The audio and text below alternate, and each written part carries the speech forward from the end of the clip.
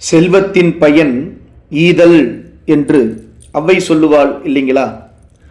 அதுவும் நம்முடைய செல்வத்தை உண்மையான சிவனடியார்களுக்கு செலவழிப்பது என்பது மிகப்பெரிய சிவபுண்ணியம்ங்க. அப்படி தங்களுடைய செல்வத்தை மிகச் சரியான முறையில் பயன்படுத்தி கொண்டவர்கள்தான் நம்முடைய நாயன்மார்கள்.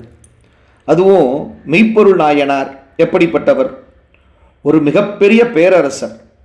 ஆனால் அப்படி பேரரசராக வாழ்ந்தபோதும் கூட தான் தன்னுடைய அரசாங்கத்தில் நேர்மையாக அறத்தின் வழியில் சம்பாதித்த அனைத்து செல்வங்களும் சிவனடியார்களுக்கேன்னு வாழ்ந்தாராமா.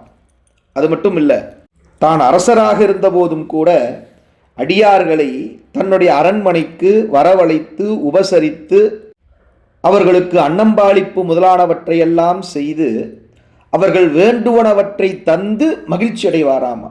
ரொம்ப அடியார்களுக்கு செய்வதால ஒரு பேரானந்தம் அவருடைய மனதிலே ஏற்படும் அப்படின்னு சேக்கிழார் பெருமான் குறிப்பிடுகிறார்.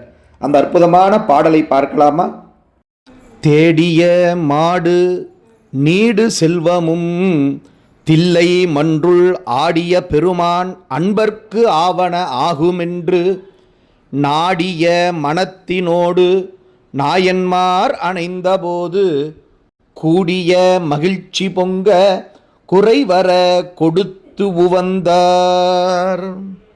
மெய்ப்பொருள் நாயனார் அடியார்களுக்கு சாப்பாட்டையும் பொருளையும் மட்டுமா உவந்து கொடுத்தார், தன்னுடைய உயிரையுமே உவந்து கொடுத்தார்னு சேக்கிழார் பெருமான் சொல்லுகிறார்.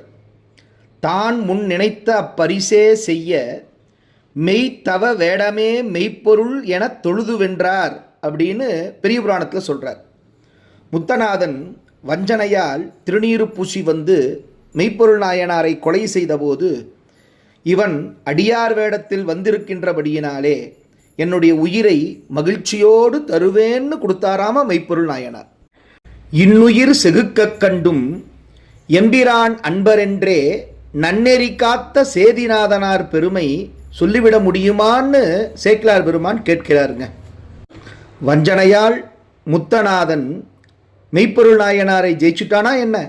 சத்தியமா கிடையாதுன்னு சொல்றாருங்க.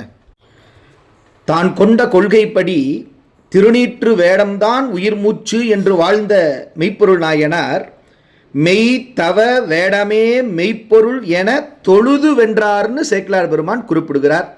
அத்தகைய மெய்ப்பொருள் நாயனாருடைய குருபூசை நன்னாளாகிய இன்று அவருடைய திருவடித்தாமரைகளை முக்கரணங்களாலும் நாம் வணங்கி மகிழ்வோம். நன்றி. திருச்சிற்றம்பலம்.